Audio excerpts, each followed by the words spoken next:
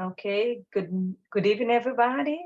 We are going to start today our study Anima and Animals. We are talking about the woman, Anani. Please, welcome. Thank you, Mariana. Hello, everyone.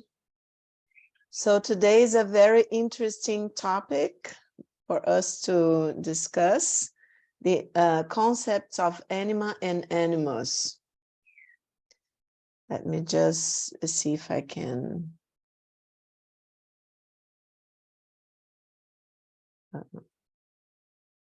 Okay. So just a reminder, we have already seen this picture, is Jung's model of the psyche, okay? And so just for us to go over again, here is the ego and the self. So the ego self axis, okay?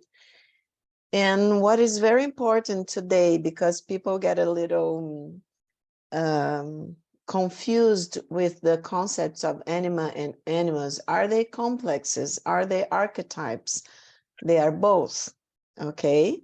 So that's why I'm showing again this graphic, this picture. Why? Because, okay, so here we have the personal unconscious with the complexes that we have already seen, the C for complexes. And you see that for each complex, they are connected to they are connected to the archetypes that are in the collective unconscious, okay? So just for us to go again, one of the through the concept of the complexes, okay? So we could think of the complexes. We have already seen the concepts, but I think it's interesting for us to take a look again. So complexes are dynamic elements of the psychic system that have their own functions within that system and are formed from an autonomous set of impulses grouped around ideas and emotions charged with energy. So remember that we've seen when we talked about complex that Jung says that usually complex are formed because of a moral conflict, something that the ego like represses or denies, and it splits from consciousness. So it goes to the unconscious, the personal unconscious, okay? And we can also think as subpersonalities, the complexes are as subpersonalities. But what is important today is to understand that every complex has a nucleus, which is the archetype. So for each complex, we can recognize an archetype as at its center. So you see here, each complex is connected to an archetype. So for instance, the ego, the shadow, the maternal and paternal complexes, among others, are examples of complexes that are formed as a consequence or a condition, we could say, of our psychic reality. So this is very important to understand that when we talk about complexes, we are also talking about archetypes, because the archetype is the center of the complex, okay? So the anima and animals, it's quite interesting, this topic. So the concept of anima and animus is one of the most popular concepts of Jungian psychology. Originally, it was created by C.G. Jung to define the unconscious opposite to the social mask of personality, the persona that we have already seen when we talked about the shadow, and so it's opposite the persona, the social mask, okay? So this concept, anima and animus, was created by Jung to define the unconscious opposite to the social mask of personality, the persona, thus being an archetype that links, but in the sense of the function, okay? Because the opposite of the persona we could think as complexes is the shadow, right? But here, this analyst, oh, by the way, the link is below, okay? It's a very nice paper in the site of the International Association for Analytical Psychology. The link is below. So, so C.J. Jung, okay, wanted to define the unconscious opposite to the social mask of personality, persona, thus being an archetype that links the conscious ego to the unconscious, and an archetypal image that contains all those features and functions that are present in the psyche in a more or less latent form, but are not manifested in the conscious life and not available to the conscious ego. But we are going to understand this better, okay? So we are talking about a function, a complex that means also a relational function. We are going to see this. So the shadow we can understand as the opposite of the persona, in a sense of something that it's not accepted by the ego, and it doesn't help adaptation to the collective, okay, to the outside world. As the persona, everything that it's okay for our social mask to present to others, to present to the outside world. But the animus, okay, they are also, we can think of unconscious opposites of the persona, because the persona is linking the ego, let's say, to the outside world in a sense of interaction. And the anima and animus, as we are going to see, they link the conscious ego to the unconscious, so to the world within, okay? And as it's written here, an archetypal image, they are archetypal images that contain all those features and functions that are present in the psyche in a more or less latent form, but are not manifested in the conscious life and not available to the conscious ego. Let's see this a little better. So originating in the idea that anima animus archetype, now we're talking about them as archetypes, okay, is a counterpart of gender identity. These images are traditionally considered as feminine for men and masculine for women, because in Latin, Jung used anima and animus, because in Latin, anima is the feminine, while animus is the masculine gender, both defining the soul. So this idea both attracts and stimulates the most ardent discussions among modern specialists, mostly because in Jung's time, the concrete definitions of what was considered as masculine character or behavior, or what was considered as feminine, hardly coincide with what is observed in modern times. However, it does not contradict either the idea that the unconscious psyche is a counterpart of the conscious identity. Gender, it's one of our basic conscious identity, nor the notion of the healthy balance, this is very important, of different functions in the psyche that helps the individual to evaluate and stimulates growth and development of consciousness, okay?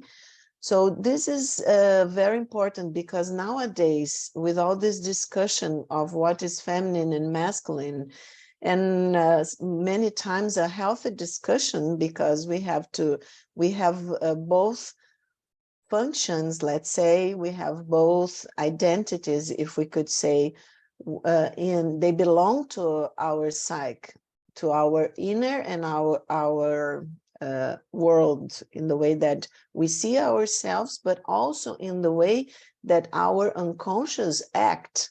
Okay, so what this analyst is saying in this paper is that this idea both attracts and stimulates this discussion, because of all the discussion that is going on to this day, nowadays, what's masculine and feminine. But, however, it does not contradict, and this is very important, that it's one of the things I think, and one of the real important issues that analytical psychology, or Jungian psychology, as if you want, is so up to date, okay? Because, so this kind of concept, anima and animus, they don't contradict either the idea that the unconscious psyche is a counterpart of conscious identity. Remember, we are always talking about duality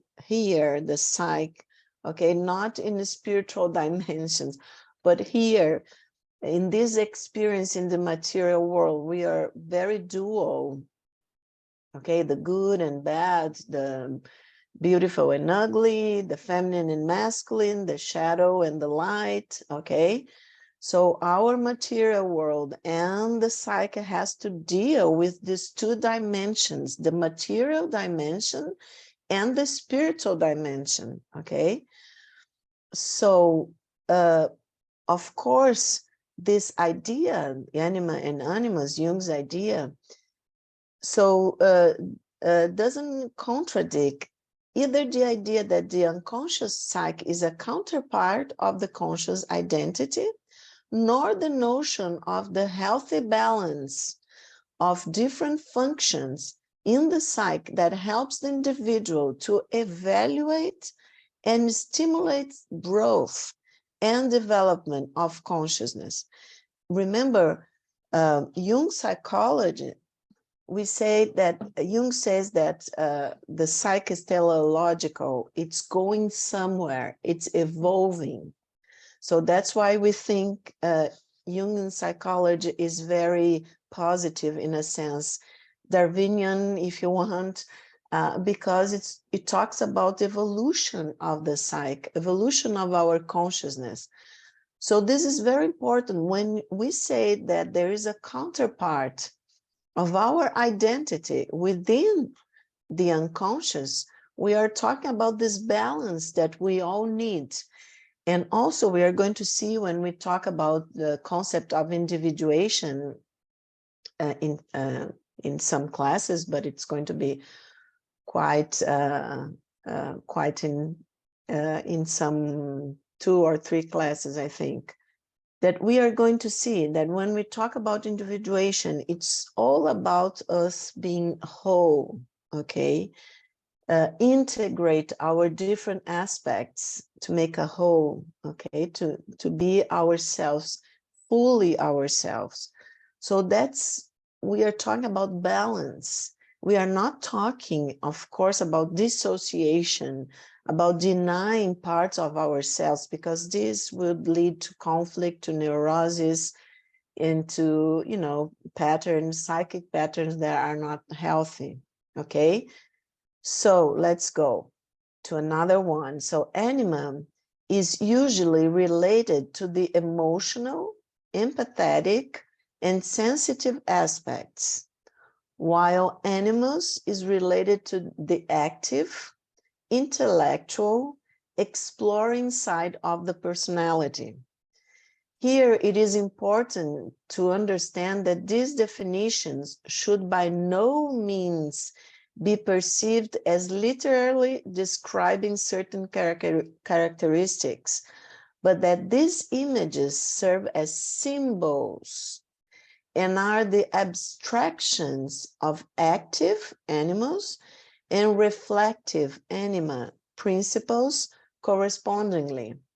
So I think this is very, very important to understand, because nowadays we seem to be losing the capacity for symbolism, and everything is concrete, and everybody keeps discussing or fighting about things without realizing that when we are talking about psychic contents and functions and dynamics, we are mostly talking about symbols, the ways that the self, we have seen with the Professor Corbett and other meetings here.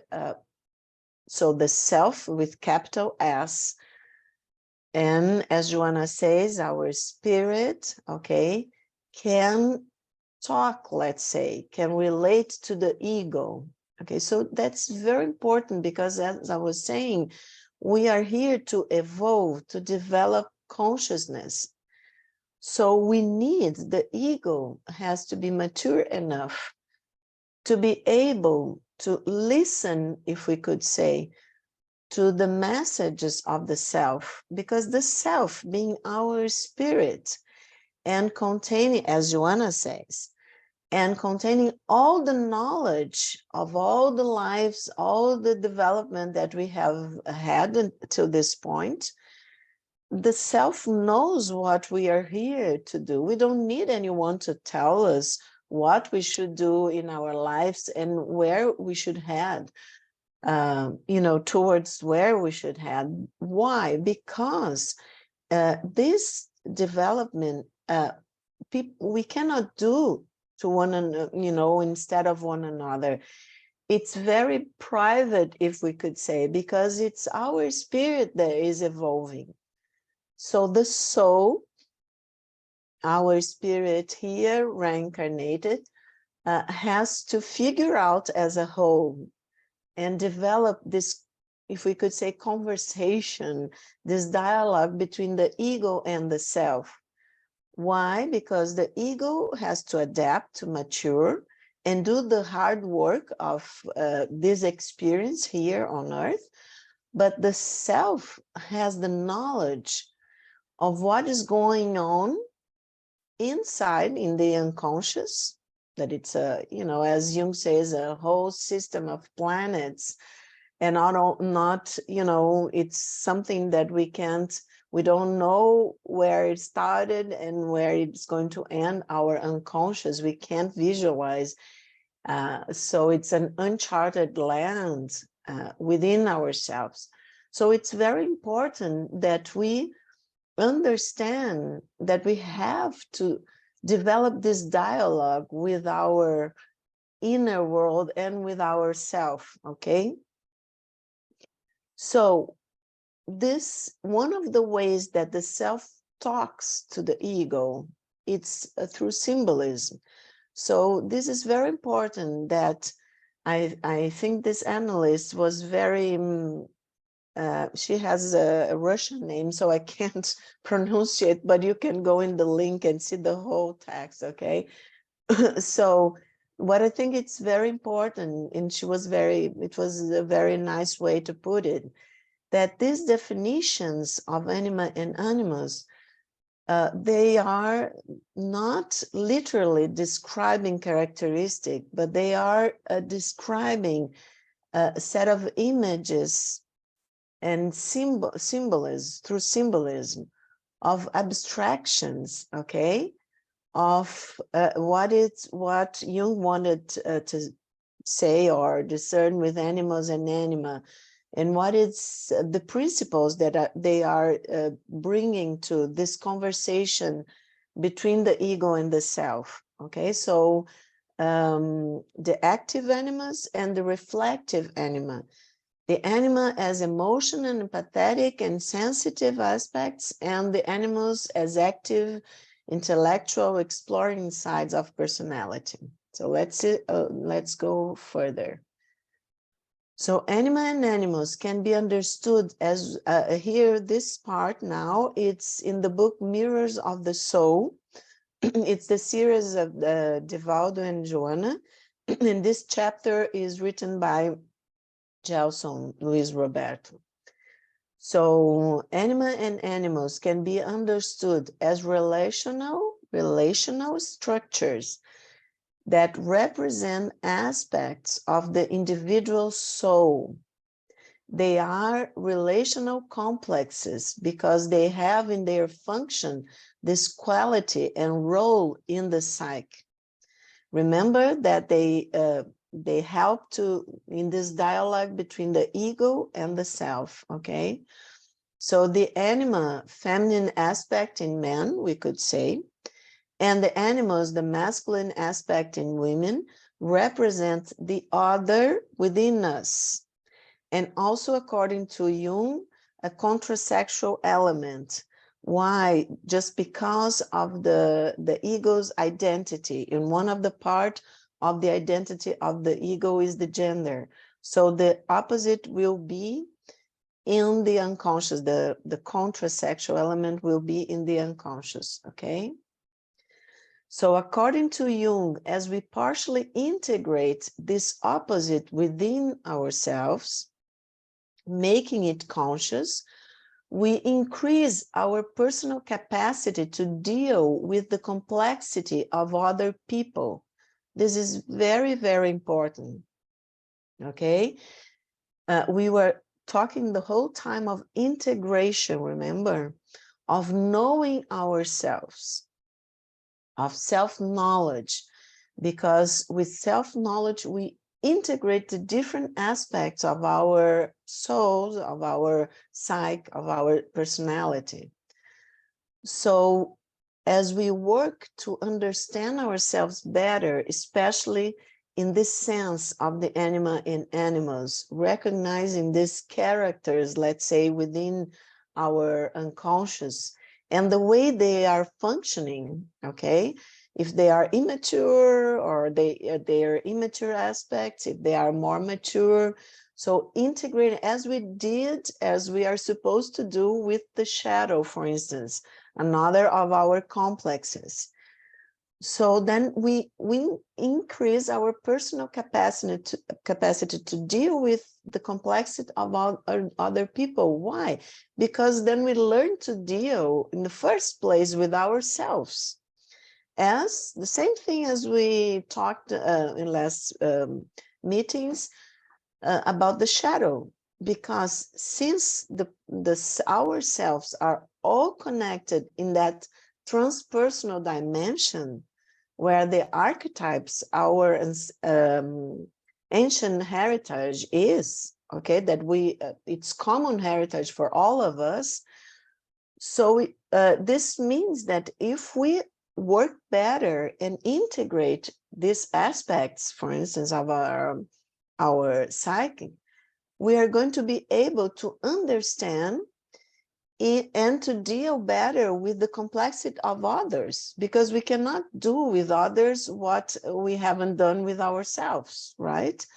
So as archetypes, they represent essential forces of the soul that organize and apprehend reality. Because remember, of all the functions and all the way, let's go back a little, that they are understood as relational structures, and that they represent, for instance, the anima, emotional, empathetic, sensitive aspects. So I need my anima if I'm a man, because being a woman or feeling a woman, or my consciousness taking the aspect of the feminine, my conscious ego, then I'm already dealing with emotional and the relational stuff that we need to deal, okay, in my consciousness. But what is going to be in my unconscious is the animals aspect, okay, the intellectual, the exploring side of personality, the active part. How we are going to be seeing this little by little. And today we're going to talk especially about the anima. But just for you to understand why here in this part, Gelson is saying that the archetypes represent essential forces of the soul that organize and apprehend reality, okay? Because all these ancient types of functions within ourselves, they are forms of expressions of the soul, of the psyche here. Remember when we talked with Professor Corbett last class, I think, or 2 classes previously, that the archetypes are also ways, they are very, we all have this common heritage, but we are going to express them in different ways. It depends on what they, which archetypes are more active in our individual lives. But anima and animals are within all of us in this contrasexual way, right? Because we all identify mostly with one way or the other, usually. Okay, this is all evolving nowadays, but usually we identify with a particular way of being masculine or more masculine or more feminine. It all depends. There are lots of degrees, okay, but the way that we identify and act mostly, and act also mostly, and also perceive and sense and deal with the world. Okay, let's go further and we can understand better. So they are the universal principles we can think of yin and yang in their feminine and masculine qualities. Now the symbolism, I think it's, when we talk about yin and yang, it's clearer for everyone, right? So while complexes, they are personifications related to the historical and reincarnatory context in which we live. That is, images and functions that reflect internalized masculine and feminine contents and experiences. Okay, we should take a pause here a little bit, because I don't know if everybody is very familiar with the concepts of yin and yang. And I think people who are listening to, or will be listening to this discussion need to understand a little bit. So just some reminders, okay? So let's, I think here we have a little, okay. So yin and yang are concepts of Taoism that expose the duality of everything that exists in the universe. They describe the two opposing and complementary fundamental forces found in all things. Yin is the principle of night, the moon, passivity, absorption, the feminine. Yang is the principle of the sun, day, light, activity, and the masculine. We can say also the yin for earth, for instance, right? But what I think it's important that when we talk about Taoism, we are talking about the religion and philosophy from ancient China, connected to the philosopher Lao Tzu, who around 500 before Christ wrote the main book of Taoism, the Tao Te Ching.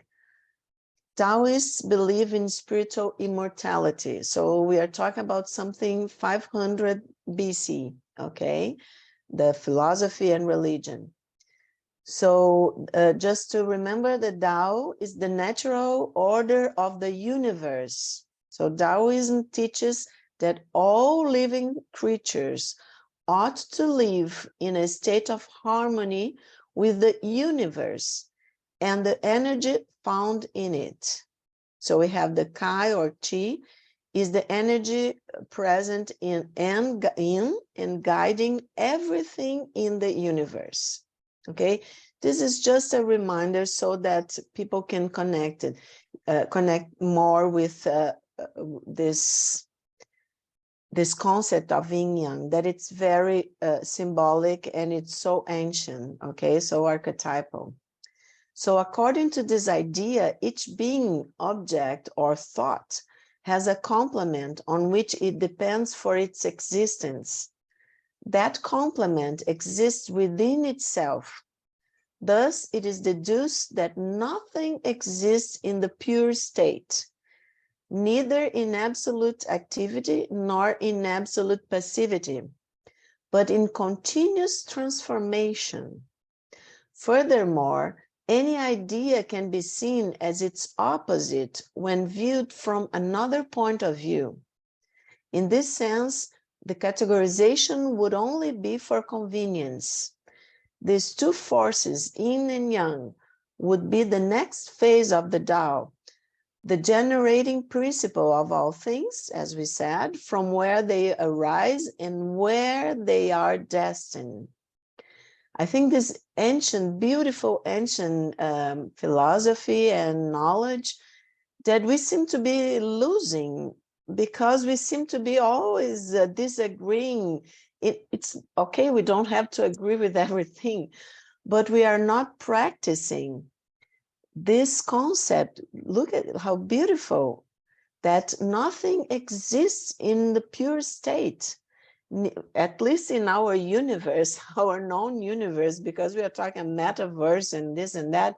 We are evolving, and I think this is great, but let's see here where in this moment where the soul is, right? So neither in absolute activity nor in absolute passivity, but in continuous transformation. So of course, and Jung talks a lot about that also in his collected works. So any idea can be seen as its opposite when viewed from another point of view. Isn't that interesting? That we seem to be losing this capacity of, and this, I love this, I found in the Google image, this image of yin and yang together with the moon and the sun, right? So everything it's together within us. So it's so silly and, let's say, immature when we talk and we don't practice this and we are not flexible and we don't practice this way of listening to the other, and also because we have to practice listening to ourselves in the first place. We are talking about this today, right? So let's remember this. And we know that the spirit, now talking about the spirit, does not have sex in the narrow sense that we understand it, and that it, in its nature, it is both feminine and masculine, needing to experience these two realities in its evolutionary process. When in our egoic position, we assume a masculine polarity, and now we're talking about polarities, right? Because it's a spectrum, we could say, in the sense of the masculine and feminine forces. So when we assume in the ego a more masculine polarity, our feminine dimension will be more unconscious, forming a partial personality within the psyche. And likewise, when our ego is more feminine, our masculine dimension will present itself as an image in our unconscious. So I think this makes everything much clearer, right? We're talking about polarities and the conscious and the unconscious counterpart of them, right? So the anima and the animus are forces of connection of the self in a relationship of complementation and compensation. So they are complementary, and also they compensate each other. Remember the balance of the Tao, so that the psyche can fully relate with itself and with the world. For Jung, the anima and the animus as archetypes make possible the entrance to the collective unconscious. This is really important.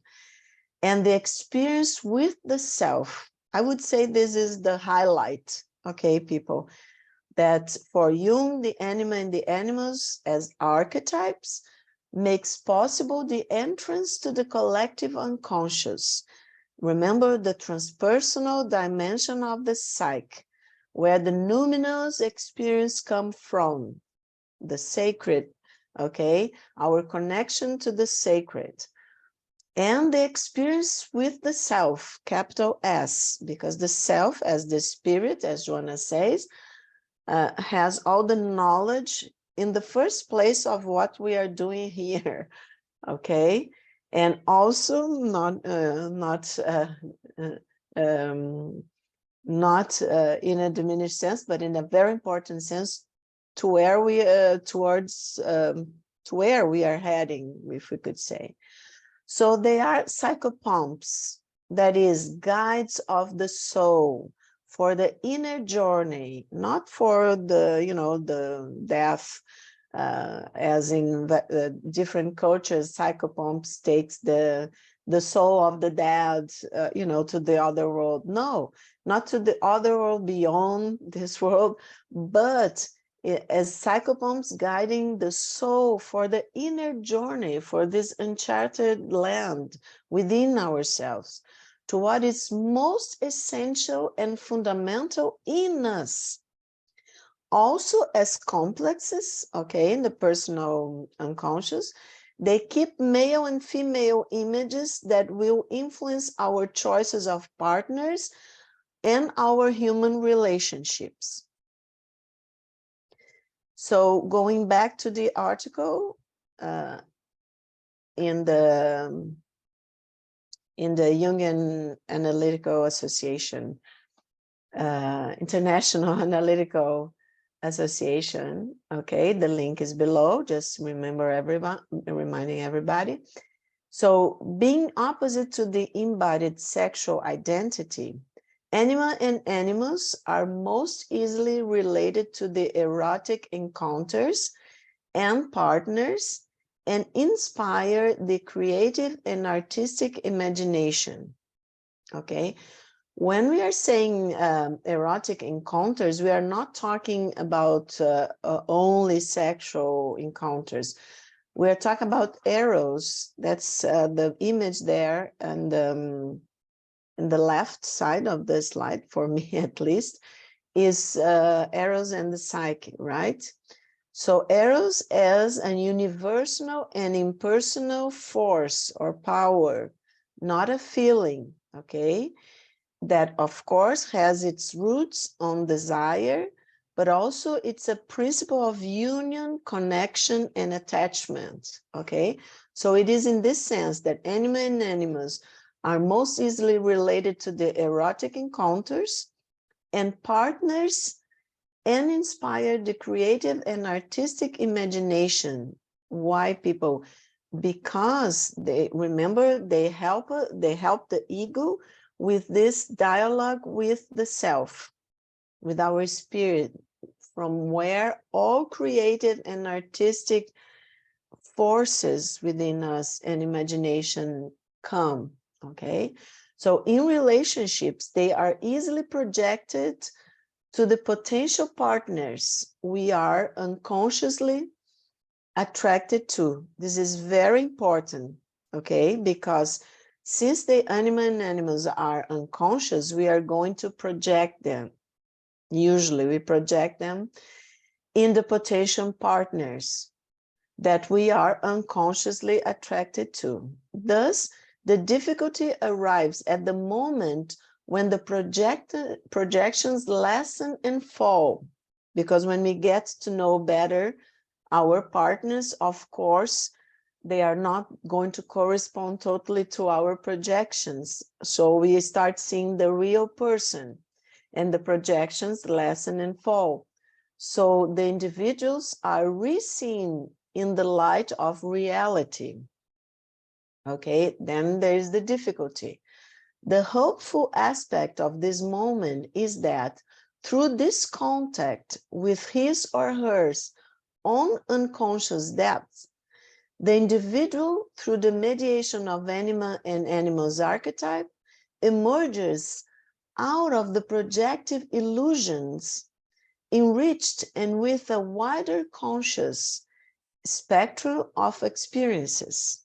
Because when I get back my projections, I have, of course, I'm looking, in a sense, I'm integrating what I've put outside of myself, right? So I have to realize, and I will realize, that some aspects of this encounter and that I projected onto my partner are actually mine, mine experiences and mine contents, okay?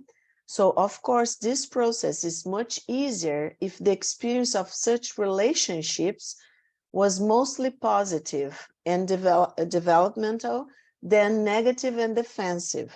Because when they are negative and defensive, we kind of go on, okay, we break up with the person, or we leave the family and the person, or we end a friendship. But I haven't, of course, then if I feel it's negative, oh, this person, that person did this and that to me, and I don't realize my part on it. Okay, so the projections go on. And what happens then, I don't integrate these aspects to my consciousness. And of course, I'm going to project again in the next partner. That's why many people keep changing partners, and never the person is enough or has this and that problem, because I haven't integrated my anima or animals. So I keep projecting onto the partner that it needs projection, actually, everything that it's unconscious and brings some kind of conflict. It's going to be projected. So this is very important to realize. So in dreams, the anima-animus archetype manifests in figures of strangers that are very attractive, mysterious also, and invite us to travel to the unknown. The presence of these archetypal images is perceived by their sudden and captivating effect, and a sense of being blessed or awakened, like what happened to Dante, for instance, when he saw his Beatrice. Yeah, everybody talks about Dante. So Jung used the concept of anima animus as an image of the soul, the intimate personification of a person's psyche, not simply as the feminine side or the masculine side of people. This is very important. And anima animus, so we can think of them, the soul, they are a representative of the soul, as mediator and conscious, okay, and conscious contents of the soul, as mediator between the ego and the self, between one person and another, the soul as a source of creative power, as the source of our identity and fulfillment. So some images that we can see in the Google images, and images of anima and animus. And here we have the Holy Grail. Okay, I think it's Guinevere maybe, and I don't know, Arthur, or don't know, people from the UK that are very, that know a lot about Arthurian myths. I can't remember It's the knight. Percival. It's Percival, thank you, Percival. He was the pure Percival. knight, and he's Yes, thinking thank you, because he was, Percival. which is he was Thank you. I in the forgot the name of the knight. And of course, we know that the Holy Grail is supposed to be the cup, right, that Jesus used in the Last Supper. And for those who don't know, it is an important symbol in the Arthurian myth, where it represents the unattainable perfection that Arthur's knights must strive towards. Okay, so now the anima, the woman within. This title I took from the book that I suggested to you, Man and His Symbols, okay? And it's chapter 3, written by Marie-Louise von France. It's a beautiful chapter called The Process of Individuation. I strongly suggest that people read, okay, Man and His Symbols, and especially this chapter for our classes. So the anima is a personification of all the feminine psychological tendencies in a man's psyche, such as vague feelings and moods, prophetic hunches, receptiveness to the irrational, capacity for personal love, feeling for nature, and last but not least, his relation to the unconscious.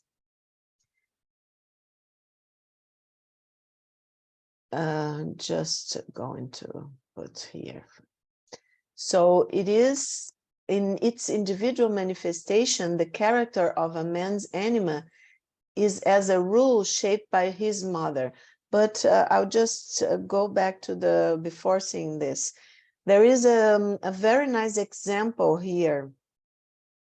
When in the Man and His Symbol, in this chapter by von France, for instance, when we're talking about prophetic hunches, and von France says, a particularly good example of how the anima is experienced as an inner figure is in a man's psyche is found in the medicine man and the prophets, shamans among the Eskimo and other Arctic tribes.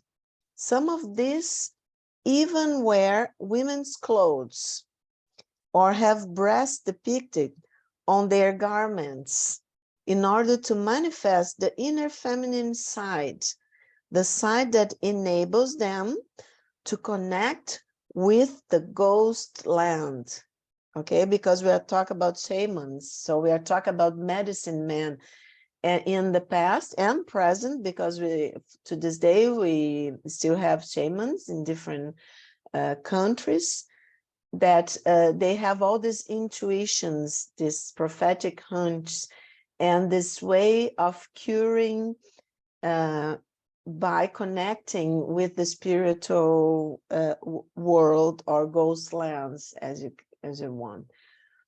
So in its individual manifestation, the character of a man's anima is as a rule shaped by his mother. Then we are talking about in the personal experience and the personal unconscious.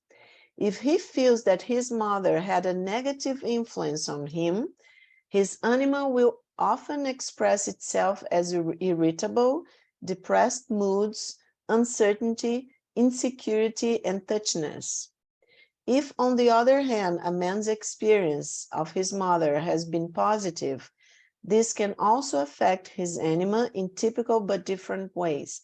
Let's not forget what we saw in the beginning, that the central part of the complex is the archetype.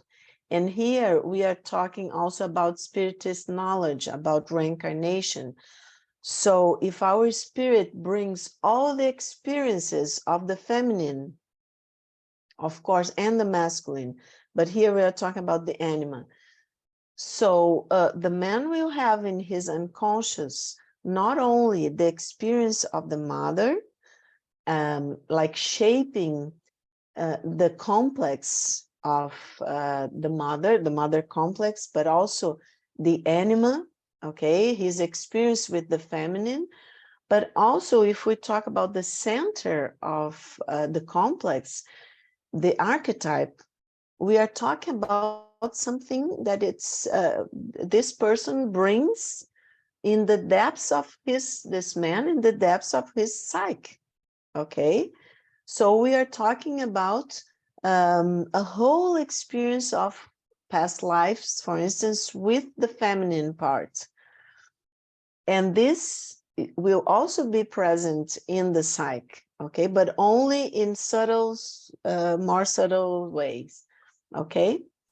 So let's see, the anima in its positive aspects is responsible for the fact that a man is able to find the right marriage partner, for instance.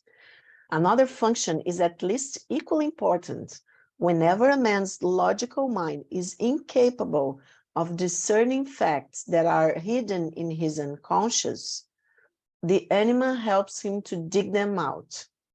Okay, if the positive aspect of the anima.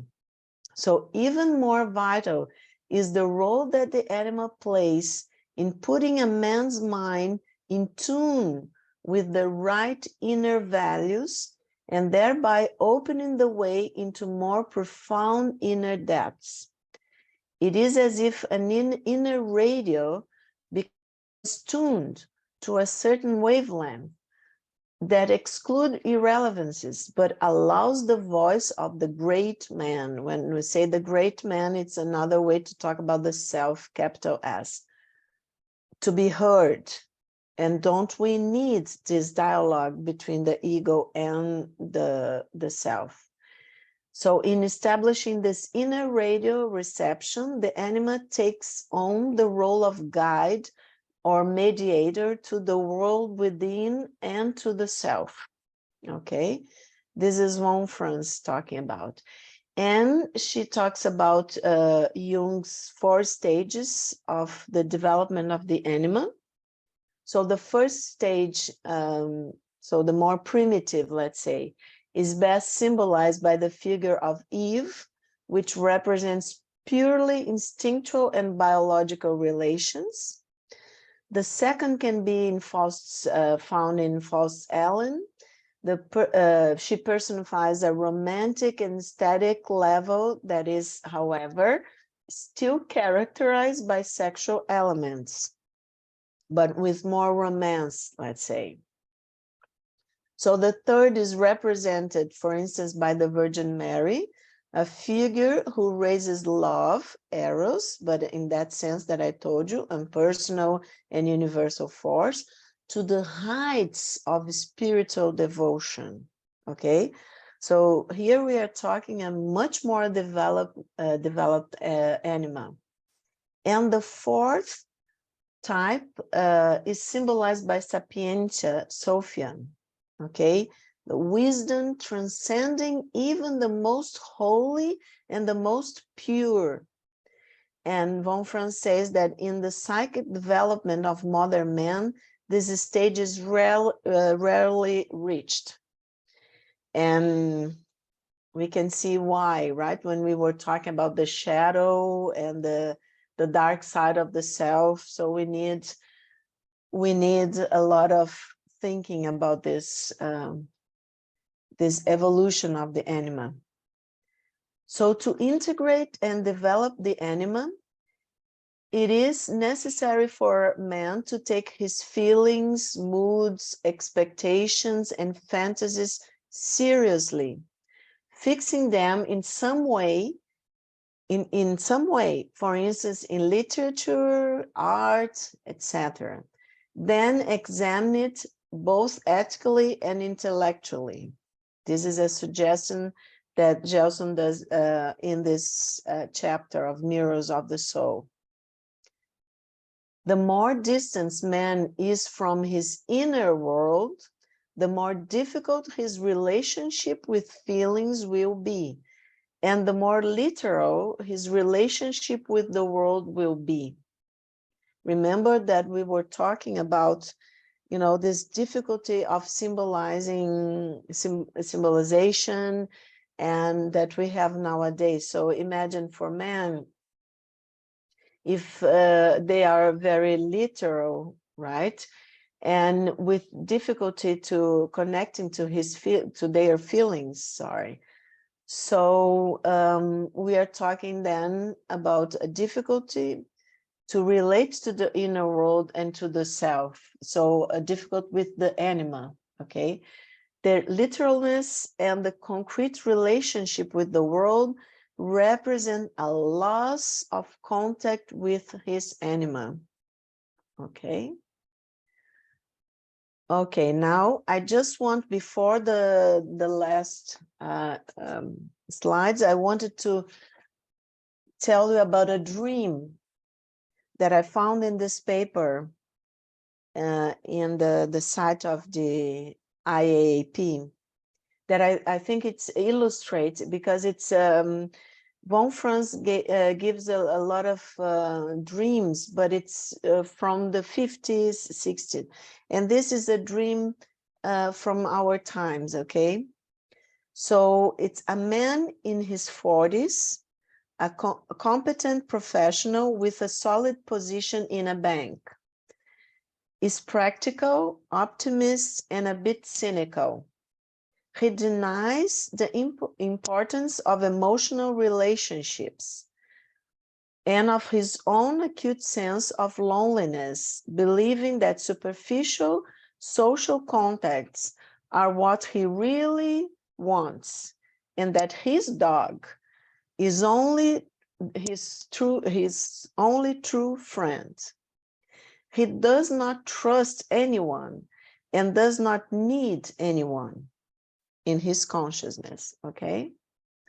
In a dream one night, he sees a gathering of his former schoolmates. This party is not boring like the parties he ordinarily attends, but full of joyful exchanges, like the parties of their youth long ago. Among the invitees, the guests, he sees a thin, pale woman dancing in a soft evening light. He is moved to tears and taken by surprise by his response to the sight of the woman in the dream. For several days, he is unable to forget the dream or the image of the slow dance that beckons him somewhere unknown. A week after the dream, he discovers that the receptionist at a seaside hotel where he usually goes with his dog at weekends resembles his dream figure. Somewhat shyly, he invites her for a coffee and suddenly bursts into confession about his most intimate feelings and long forgotten memories. They both notice that the world seemed different from that very moment and that a new hope arises. I think this was a beautiful dream. And the analyst says, we can discuss later if you want, but I put a small comment that she says that the dream evokes the emotional, romantic side of this man's soul. We can see also the evolution of the anima, right? And the figure of a dancing woman, an image of his anima, is so strongly charged with feelings that his habitual rigid defenses through cynicism, irony, and mistrust are deconstructed. The woman is so mysterious and at the same time so familiar that it's not possible to forget her. The man is looking at a portrait of his unconscious aspect. He remains charmed by this image long after the dream dissipates, and thus he is able to form a contact with his own vulnerable, sensitive, loving, and lively depth. The bridge between his ego and self emerges. It allows our hero to behave spontaneously in his routine daily life and opens a new way of internal and external communication for him, sincere, serene, and trustful. I think it's a very beautiful example of the development of the anima. And now to end this part and to open to questions, I'll give you one example that I love, that it's also personal and at the same time archetypal, okay? That it's from Chico Xavier's mother. There is a beautiful book that I think it's the second book that Chico Xavier psychographed. It's Letters from a Dad. I'm not sure it's translated to English. I don't know if people know that. But I just put some sentence. It's a beautiful book. If it's translated to English, I strongly suggest that you read it. So Chico Xavier was, I think it was in his 20-something, early 20s, when he psychographed his mother. And his mother just, for people that don't know, fell ill when he was, I think she died when he was around 5 or 6 years old, and left him and a lot of his sisters and brothers, a lot of them very, very small children, and the father gave them to distribute the children to friends of the family. And so because he was alone and he couldn't raise them, so until he marries again, but this is a story for another time. So this is Chico Xavier, biological and of course spiritual mother, Maria João de Deus, the spirit. So she says in this book, a spirit can benefit from what comes to it from the outside, but its true world is the one created by its thoughts, actions, and aspirations. Thought is everything. So this is in the beginning of last century, people. And Chico Xavier, remember, he had not elementary school finished. And it's wonderful, wonderful work, this psychography. So through these words, Maria João de Deus is saying, you will recognize how necessary it is to spread spiritualist truths in the world. They alone serve as the basis for all religious buildings. So it's a knowledge that a 20-year-old boy with not elementary school complete couldn't have, okay? And it's his mother, because of all the information that she gives. And it's beautiful, and it's also archetypal. So you see, he stopped relating to his mother when he was 6. And imagine, for a person like a man like Chico Xavier, he was beginning his path and his mission here on earth, to have a mother. As you've seen, the mother is for the personal, for the complex of the anima, is very important. Okay, so to have the blessing of having the mother talking to him from the dead lands, from from the land of the dead, right? And giving such instructions that he had no idea at that point. I think it's a blessing, and also a very nice example, not only of the construction of this personal anima, that it's all going on, but also this depths of the anima as an archetype, this connection in this way, in this function of helping the ego to talk to the self, to talk to the spirit. Everything his mother was helping him to create, to develop his anima. So she says, my son, here are my unpretentious letters, the first impressions of my spirit in the life beyond the grave. Death is sovereign, and one day believers and non-believers will cross the paths of erratic life and will certify themselves of the spiritual things. Let your mediumship be like a melodious harp. However, the day you receive the favors of the world, as if you were selling its chords, it will rust forever. Goodbye, my son. Within all the hesitations and uncertainties of your life, remember that in this other world where you will return, you have a devoted sister who strives to have with her children who she left on earth the same heart overflowing with sacrifice and love. Isn't that beautiful?